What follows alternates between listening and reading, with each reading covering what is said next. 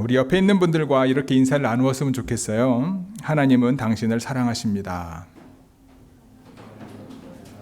옆에 없으시면 우리 앞뒤 분들에게 하나님은 당신을 사랑하십니다. 한 번 더 할까요? 하나님은 당신을 사랑하십니다. 제대로 하셨죠? 그냥 고개만 하시지 않으셨죠? 한 번 더 합니다. 우리 예수님은 당신을 위해 십자가에서 죽으셨습니다. 예수님은 당신을 위해서 십자가에서 죽으셨습니다. 아멘. 여러분, 하나님은요, 저와 여러분들을 사랑하심을 기억하시기 바랍니다.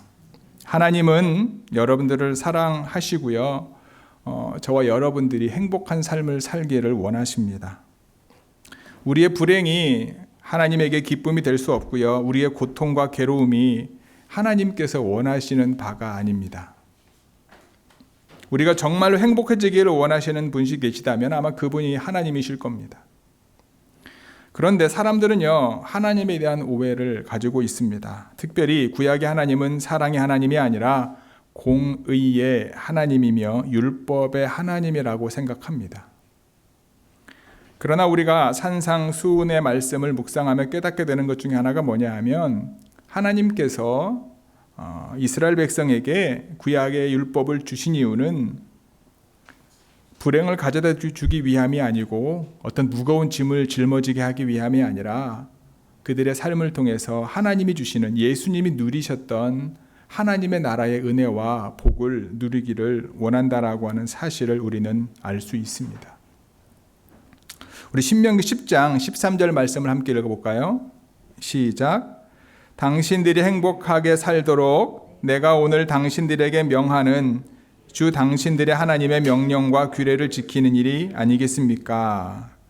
이게 세번역 말씀이거든요. 하나님께서 하나님의 백성들에게 율법을 주시고 명령을 주신 이유는 그 말씀을 지킴으로 행복한 삶을 살기를 원하신 것이다. 구약의 율법은 무엇을 위해 주어진 것입니까? 바로 이스라엘 백성들, 하나님의 백성들이 행복한 삶을, 참된 행복 가운데 살기를 원하셔서 하나님이 주신 것이다라는 거예요. 그런데 사람들이 행복을 위해 주어진 율법이 오히려 사람들에게 불행을 줄 수도 있고요, 그리고 사람을 억누르는 무거운 짐이 될 수도 있습니다. 하나님의 구원에 대한 경험과 하나님과의 친밀한 관계가 사라져버린 율법은요, 사람을 행복하게 하는 율법이 아니라 사람에게 고통을 주고요, 괴로움을 주는 거예요. 여러분, 자녀를 키우신 분들 또는 어떤 관계 속에, 내가 직장 생활이나 어떤 학교에서 프로젝트를 하는데 내가 리더거나 아니면은 나의 말과 행동에 영향력을 있는 위치에 있는 분들과의 관계 속에서 여러분들 리더십을 가지고 있으면은요, 뭐가 보이냐면 그 일들이 어떻게 진행될 게 보이잖아요. 그리고 내가 책임을 가지고 있으면, 한 명이든 두 명이든 내가 책임을 가지고 있으면 이 그룹을, 이 모임을 어떻게 방향을 잡고 가야 될 방향성들이 있게 마련이지 않습니까? 근데 그것에 대해서 잘못된 길을 가고 있는 멤버가 있거나 가족 구성원이 있거나 그러면 어떻게 합니까? 그냥 가게 내버려 둡니까? 아니면 내가 리더십을 가진 사람으로서 잘못된 길에 대해서 분명하게 이야기를 하고 바른 길을 갈 수 있게 안내합니까? 자녀들이 분명히 저렇게 하면 잘못되는 길을 가는데 그냥 내가 자녀를 사랑하기 때문에 가게 내버려 두십니까? 아니면 잘못된 길에 대해서 얘기해 주고 바른 길을 갈 수 있게 여러분 안내해 주십니까? 그런데 자녀의 입장에서, 내가 이제 리더십이 아니라 일반 멤버의 입장에서는 또 다른 느낌인 거예요. 그렇죠? 왜 자꾸 간섭하나? 나도 내 생각이 있고 내 계획이 있는데 왜 자꾸 간섭하나? 이런 마음이 들잖아요. 그런데 여러분, 리더십을 갖고 있는 사람이 말하는 것, 인도하는 것에 따라갈 수 있는 멤버나 일반 사람들, 또는 내가 비록 일반 사람이지 내 생각도 있지만 내 계획도 있지만 나를 인도하는 사람의 뜻을 따를 수 있는 가장 핵심적인 요소가 뭐냐 하면, 이 사람이 나를 위해서 하고 있다는 걸 내가 알았을 때, 그렇죠? 그걸 알면 내가 아무리 불합리한 것 같고 내가 이걸 하는 것에 대해서 마음이 힘들고 어려워도 그 길을 갈 수가 있는 거예요. 근데 그 관계가 없으면, 친밀함이 없으면, 정말 이분이 나를 사랑해서 말하고 있는 건지를 내가 느끼지 못하면 여러분, 아무리 좋은 얘기를 해도 그것이 내 삶을 드릴 수 있는 것이 아니라 오히려 그것에 대해서 반대하게 되고 더 내 마음속에 좋지 않은 감정이 생기는 경우가 많다라는 거예요. 하나님께서 사랑하셔서, 하나님의 백성을 사랑하셔서 율법을 주셨는데, 그 하나님의 사랑, 하나님과의 친밀함 가운데 하나님의 은혜를 경험한 은혜와 사랑과 그것이 없으면 그 율법만큼 힘든 게 없어요. 하나님의 말씀만큼 내가 감당하기 어려운 게 없는 거예요. 그런데 내가 하나님의 은혜를 경험했어요. 그래, 나보다 나를 더 하나님이 잘 아시고 나를 사랑하시지라고 하는 구원의 경험과 하나님과 친밀한 관계가 되어 있으면 여러분, 하나님이 어떠한 말씀을 하시더라도 그것이 나를 위한 말씀인지를 내가 알고 그 말씀에 순종할 수 있는 거예요. 우리 지난주에 말씀에서 나누었던 것처럼 예수님 이 땅에 오신 이유는 율법을 없애기 위해서 오신 것이 아니라 하나님의 말씀인 율법을 완성하기 위해 왔다, 분명히 말씀을 했잖아요. 그래서 어떻게 그 하나님의 율법을 완성할 수 있을까? 어찌 보면 우리의 노력과 열심으로는 지난주에 말씀을 나누었던 것처럼 사두개인이나 그 당시 예수님 당시에 사두개인이나 바리새인들보다 더 열정적이고 열심을 가지고 하나님의 말씀을 지키려고 애쓰는 사람, 완벽한 의로운 사람은 없다, 분명하게 말씀하셨죠. 그래서 우리가 주님의 은혜가 필요하다. 예수님이 오신 이유는 우리가 완벽하게 율법을 지킬 수 있는 방법을 가르치기 위해 오신 것이 아니라 예수님을 통해서 하나님의 말씀이 어떻게 이루어지는지를 알게 하고 그 예수님을 믿게 하기 위해 오셨다, 지난주에 말씀을 나누었습니다. 우리를, 하나님의 은혜를 받을 수 없는 우리에게 하나님의 은혜를 받을 수 있는 자격을 부여하기 위해서 예수님이 오셨다라는 거예요. 이것을 경험한 사람은요, 율법이 나를 힘들게 하고 하나님의 말씀이 내 삶을 통제하는 것이 아니라 내가 하나님의 자녀로 이 땅에서 어떻게 행복하게 잘 살 수 있을지를 깨닫게 되는 귀한 가이드라인이 되는 거죠. 오늘 이제 우리가 산상수훈의 말씀을 통해서 지난주에 빛과 소금을 이야기하고 오늘부터 이스라엘 백성들이 알고 있었던 율법에 대해서 하나하나 이야기하거든요. 그 중에 첫 번째로 얘기하는 게 뭐냐 하면 그 이스라엘 백성들, 특별히 사두개인이나 바리새인들이나 이스라엘 사람들이 가장 중요하게 여겼던 하나님의 율법 중에 10계명 중에 6째 계명인 살인에 대한 얘기를 하거든요. 근데 살인에 대한 것만 포커스를 맞추는 것이 아니라 오늘 제가 여러분과 함께 나누기를 원하는 것은 주님께서 말씀하시고자 하시는 것이 무엇인지를 다시 한번 깨닫게 되기를 바랍니다. 그래서 제목을 이렇게 잡았어요. 다르게, 그리고 더 깊이. 당시에 이스라엘 사람들, 특별히 유대인들이, 바리새인들이 하나님의 율법을 어떻게 가르쳤고 어떻게 지켰는가. 근데 예수님은 그들이 지켜왔던 율법을 어떻게 다르게 이야기하고 있고 어떻게 더 깊이 그 말씀을 듣는 이로 하여금 하나님께로 나올 수 있는지를 우리가 오늘 말씀을 통해 함께 나누기를 원합니다. 그렇다면 옛사람들은 율법을 어떻게 가르쳤을까요? 첫 번째요, 살인하면 심판을 받게 된다라고 가르쳤습니다.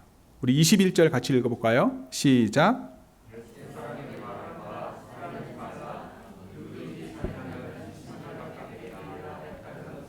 너희가 들었으나. 아멘. 예수님께서 아까 말씀하신 것은 제6째 계명인 살인에 관한 계명입니다. 여러분, 당시 사람들은요, 구약 성경에서 하나님께서 살인하지 말라라고 하는 계명을 주신 것을 다 알고 있어요. 우리도 알고 있을 정도니까 당연히 그들도 알고 있었겠죠. 그들은요, 사람만 죽이지 않는 이상 자기는 살인하지 않는다, 살인하지 말라라고 하는 계명을 잘 지키는 사람이다라고 생각을 했습니다. 아마 여러분들이 지금 물어보면 여러분 이 살인하지 말라라고 하는 계명을 잘 지키고 계시죠? 라고 물으면 네 라고 대답하지, 아니요 저 살인했는데 라고 말할 사람 없잖아요. 그렇죠? 이스라엘 백성들이 그렇게 생각했던 거예요. 살인하지만 않으면 나는 이 계명을 잘 지키고 있다라고 그들이 지켜왔고 그렇게 가르쳤다라는 거예요. 전혀 내가 진짜로 물리적으로 사람을 죽이지만 않으면 전혀 양심의 가책을 느끼지 않아도 된다. 구약에서는 하나님께서 살인죄를 엄하게 다루었습니다.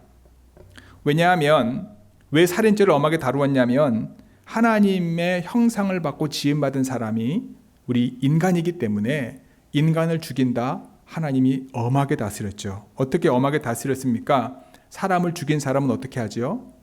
죽인 거에 대한 대가로 그 사람도 죽임을 당했습니다. 쉽게 말하면 데스 페널티가 구약에 나와 있는 거예요. 그런데 그거 하나만 있는 게 아니고요. 살인에 대해서 두 가지를 얘기합니다. 하나는 뭐냐 하면 일부러 죽인 사람에게는 데스 페널티가 주어지고요. 실수로, 고의가 아니라 실수로 살인을 저지른 사람에게는 은혜가 있습니다.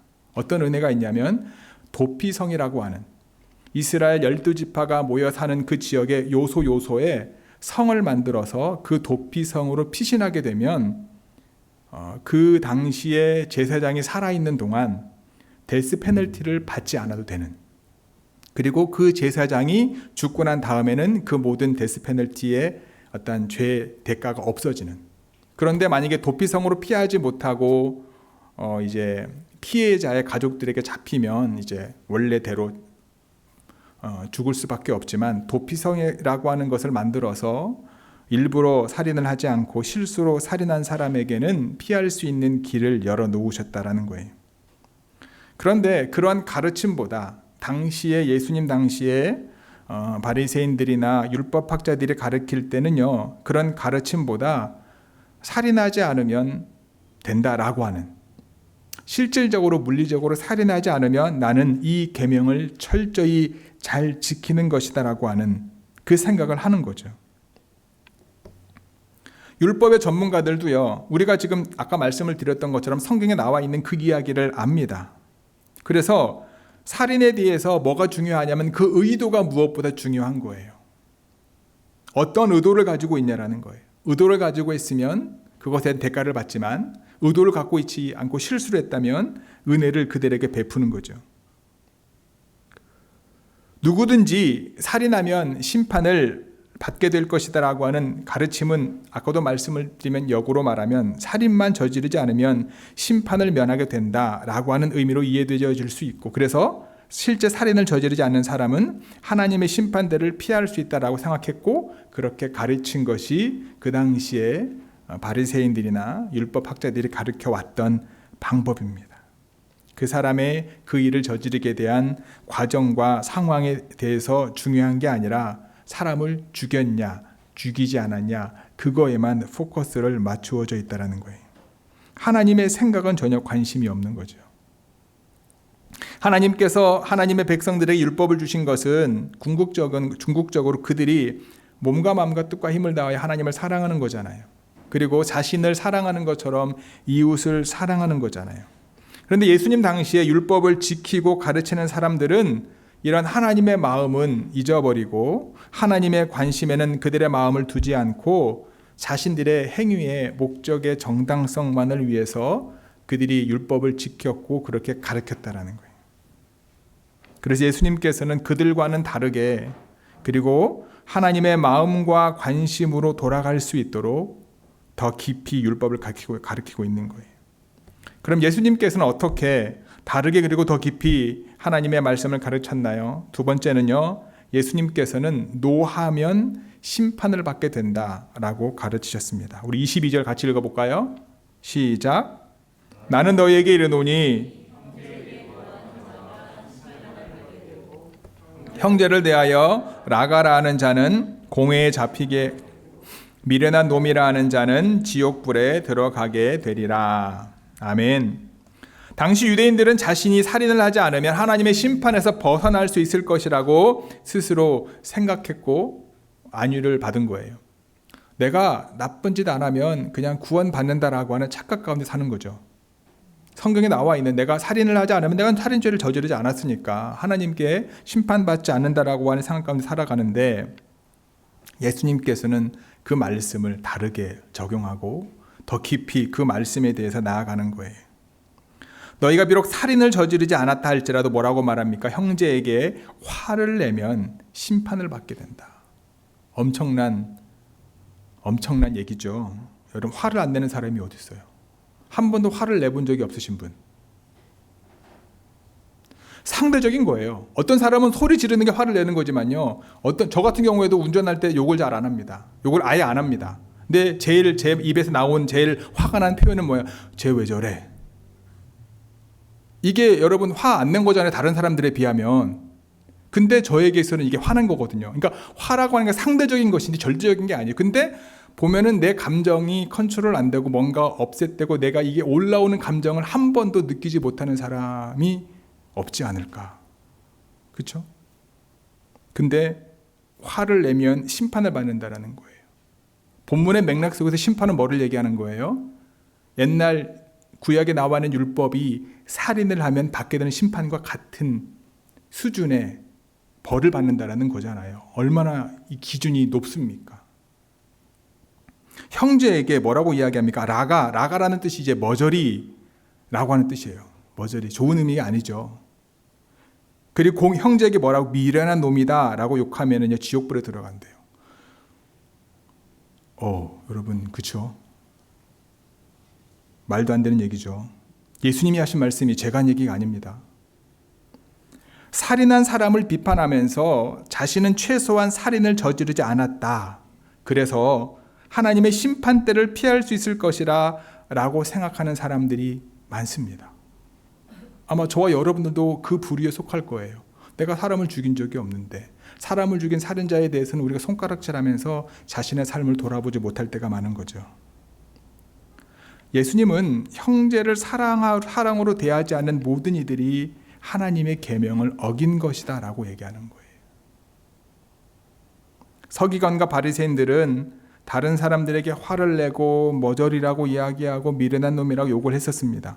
그의 마음 깊숙한 곳에 사람들에 대한 미움과 무시와 멸시가 있었기 때문에 그런 말하는 것이 전혀 어려움이 없었습니다. 그 자신도 자신의 마음이 다른 사람을 향한 악한 마음이 있다는 사실을 알고 있었어요. 그런데 나는 살인을 저지르지 않았기 때문에 그 계명을 잘 지키고 있다라고 가르쳐 왔다라는 거예요. 그러한 사람들에게 예수님께서 하시는 말씀인 거예요. 예수님은 그걸 드러내시기를 원하신 거예요. 헬라어에 화를 낸다라는 표현이 두 가지가 있어요. 하나는 두모스라고 하는 말이고요. 또 하나는 오르게라고 하는 말인데, 두모스라고 하는 말은요, 그냥 가랑잎이 활활 타다가 금방 꺼지는 것처럼 그냥 감정이 폭발했다가 그냥 이제 사라지는, 우리가 보통 일상 속에서 화냈다가도 이제 그냥 맺고 끄니 분명한 경우가 많지 않습니까? 그런 것이 있고요. 또 하나는 뭐냐면 오르게인데, 그건 뭐냐면 화를 냈다가 사라지는 것 같지만 그 화를 나게 했던 요인들이 내 마음속에 하나 둘씩 쌓이는 거예요. 지금은 그 부분들이 없어졌을지라도 동일한 상황이 발생을 하면 내 마음이 갑자기 예전처럼 불붙듯 일어나는 거죠. 이걸 오르게의 개념이에요. 화를 쌓아놓는 거예요. 다 풀린 것 같지만 남아있는. 이것들이 쌓이면 어떻게 됩니까? 중어로 바뀌게 되고요. 그를 대할 때마다, 상황을 대할 때마다 좋은 눈으로 보지 않게 돼요. 마음이 편치 않습니다. 그와 함께 있고 그 상황을 피하거나 함께하기 싫어하는 상황이 만들어지게 되죠. 이게 소극적으로 말하면 피하려고 하고요. 적극적으로 말하면 라가라고 말하거나 이제 강하게 그 상황에 대해서 이야기하는 경우가 많죠. 하나님이 주신, 주님이 하시고자 하는 얘기가 바로 그런 거예요. 무슨 말이냐면, 너희들이 열심히 율법을 지키고 한다 할지만 너희들의 마음의 중심이 어디가 있냐라는 거예요. 나를 용서하시고 조건 없이 사랑해 주신 예수님의 사랑에 감사하면서 동일한 사랑으로 다른 사람들을 바라보고 있냐라는 거예요. 주님은 그 자체가 물리적으로 사람을 죽이는 것이 살인이 아니라 그러한 마음 갖는 것 자체가 살인하는 것이다. 그렇게 말씀하고 있는 거예요. 형제를 향하여 마음속에 분노, 악한 감정을 갖고 있는 것 자체가 그들을 죽이는 행위다라고 말하는 거예요. 왜냐하면 하나님께서 행동하기 전에 우리의 마음의 태도를 먼저 주시하시기 때문입니다. 다른 사람은 몰라도 누군 알아요? 주님이 하시는 거예요. 나도 알고. 내가 이런 말을 해도, 이런 행동을 해도 그 사람은 보이는 것과 말을 통해서 알지만, 그래서 좋게 말하는 것처럼 보이지만 내 마음을 주님이 아시기 때문에 주님이 그 얘기를 하시는 거예요. 예수님께서는 손에 칼을 들기 전에 벌써 마음에 칼을 들고 있는 사람도 살인하는 것과 똑같은 위치에 있다라고 주님께서 말씀하시는 거예요. 왜냐? 하나님은 행위를 보시지 않고 그 마음의 중심을 보시기 때문에. 행동으로 살인하지 않았으니 나는 괜찮다, 나는 의롭다 생각할지 모르지만 마음 깊숙한 곳을 감찰하시는 그분의 시선에서는 우리의 마음이 어떠한지를 아신다라는 거예요. 제가 아까도 튀르키예 여러분 지진 때문에 우리 같이 기도하고 우리 좀 모금해서 보냅시다라고 말씀을 드렸지만, 여러분 터키 하면 좋은 생각이 많으세요? 아니면 안 좋은 생각이 많으세요? 우리나라 같은 경우에는 6.25 때 터키에서 되게 많이 이제 사람을 보냈고 형제 국가라는 말까지 하더라고요. 근데 저는 터키 하면 그런 좋은 이미지보다 안 좋은 이미지가 더 많거든요. 예전에 한번 한국에서 목회할 때 패션 오브 크라이스트라고 하는 그 영화 때문에 이슈가 많았거든요. 근데 그 즈음 돼서 어떤 일이 있었냐면 터키에 이제 말라티아 순교 사건이라고요. 독일 선교사입니다. 틸만 캐스케라고 하는 독일 선교사가, 여러분 유튜브 검색해 보면 나와요.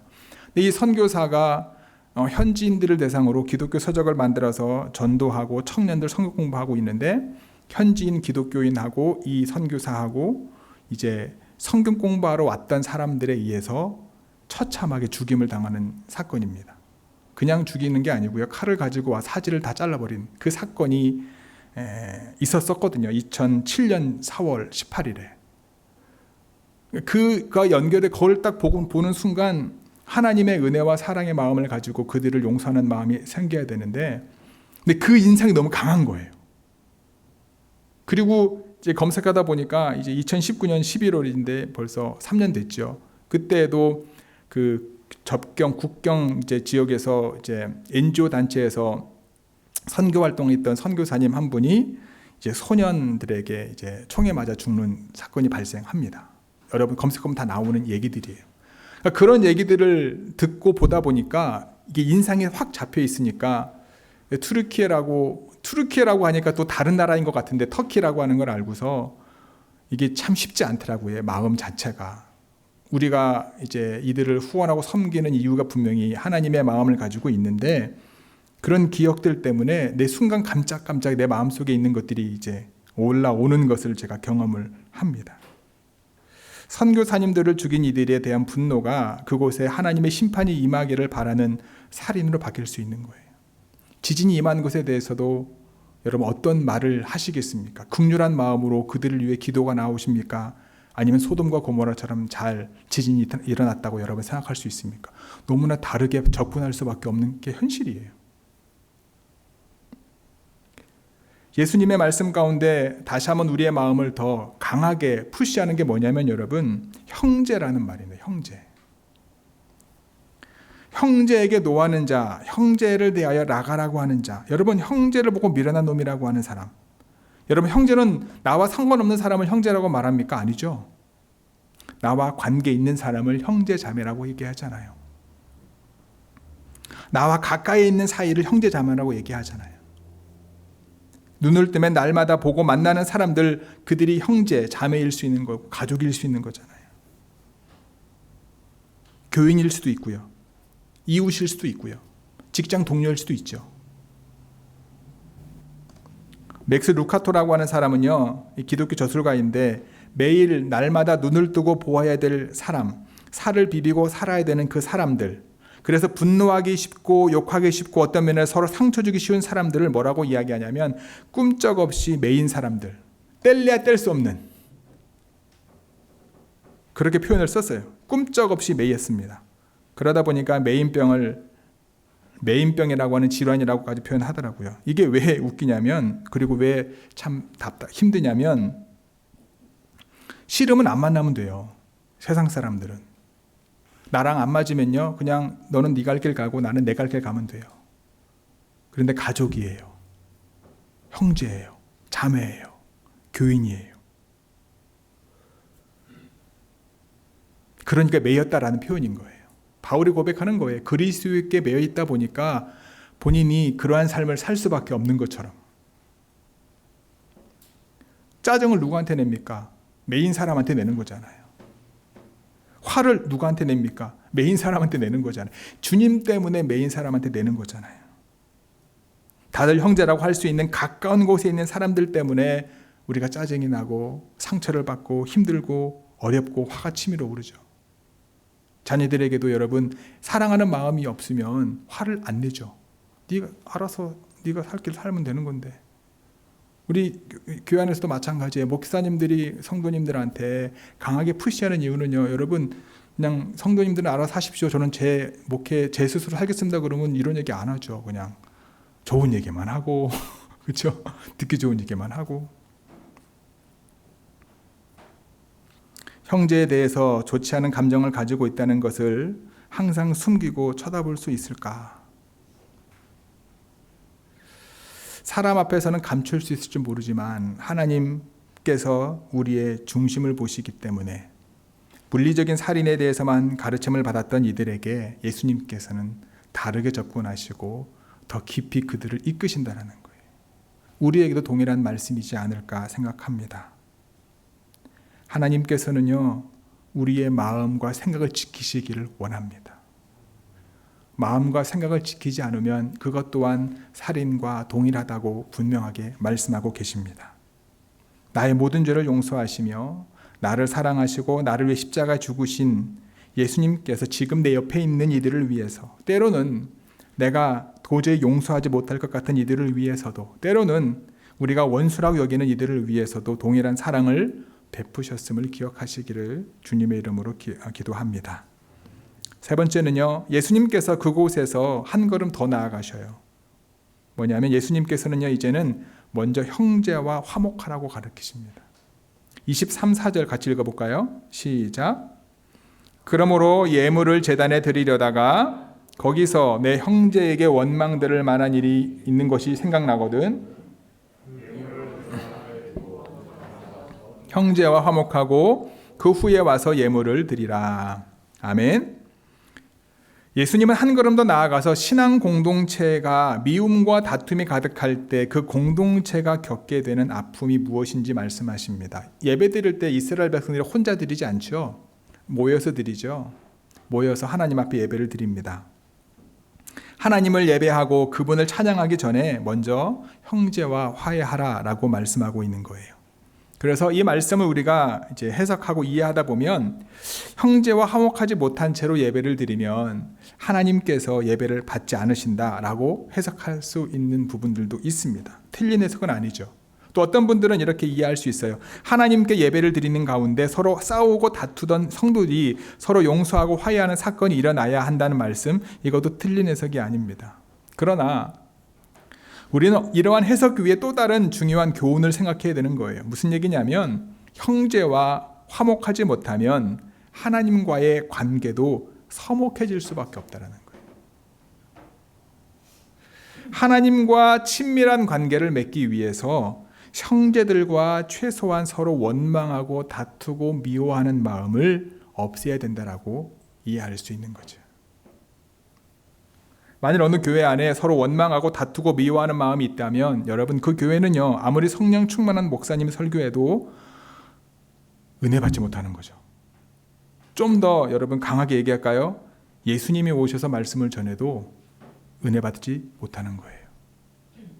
예수님이 말씀하시고자 하시는 게 그거예요. 우리에게 있어서 가장 중요한 믿음과 신앙을 지키기 위해 다른 사람들과 화해할 필요가 있는 거죠. 최소한 다투거나 미워하거나 원망하지 말아야지 우리의 믿음이 성장하는 거예요. 왜냐? 그래야지 하나님의 말씀을 우리가 받을 수 있거든요. 들을 수 있거든요. 말씀이 우리 안에 오셔서 말씀이 인도하는 삶을 살아갈 수 있거든요. 내 가슴 속에 증오를 담고 복수를 하고 싶은 마음을 가지고 있으면요, 남을 죽일 수밖에 없고, 또 하나는 뭐냐면 형제와 화해는요, 내일까지 미루지 말라라고 오늘 본문은 우리에게 말해주고 있습니다. 송사하는 자와 함께 길을 걷다가 만나면 급히 사과해라. 서로 재판장 앞에까지 가기 전에 사과해라. 아직 뭐가 있는 거예요? 시간이 남아있는 거예요. 여기서는 재판장이라고 말하지만 주님이 다시 오시기 전에 그 기회를 절대 놓지 말라는 거죠. 마음에 있는 분을 사귀고 서로 용납하라는 거죠. 재판할 때까지 미루지 말라는 거죠. 여러분, 말씀을 정리하는 과정 속에 다시 한번 묻습니다. 모두 정직하게 우리 자신에게 물어봅시다. 예수님의 말씀하시는 것에 기준을 두고 예수님이 살인하지 말라라고 하는 계명을 지키고 있는 사람이 우리 가운데 있는지, 예수님의 말씀의 기준에 의해 단 한 번도 살인해 본 적이 없는 사람이 우리 가운데 있는지,